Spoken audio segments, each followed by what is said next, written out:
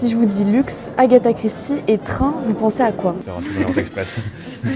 Eh bien pour les 100 ans de l'art déco, le musée d'art décoratif nous replonge dans l'histoire de ce train et je vous emmène avec moi. Ce qu'on voit dans le musée, c'est le décor de Maxime d'Angeac, donc c'est le décor fini. C'est pas vraiment la voiture qui roulera, mais c'est le décor tel qu'il sera réinstallé par Maxime dans chaque voiture de l'Orient Express une fois que le train roulera en 2027.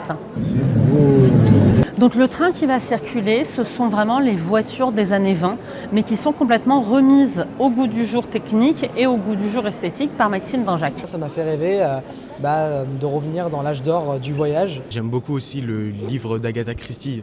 Et l'Orient Express, j'avais l'impression que c'était vraiment une combinaison de plein de métiers d'art et j'avais hâte de voir ça. Et l'art déco, c'est ce qui a marqué l'intérieur de l'Orient Express, mais en fait, c'est quoi l'art déco? L'art déco, c'est un style décoratif français des années 20-30 qui rayonne sur tous les domaines de la création de l'époque.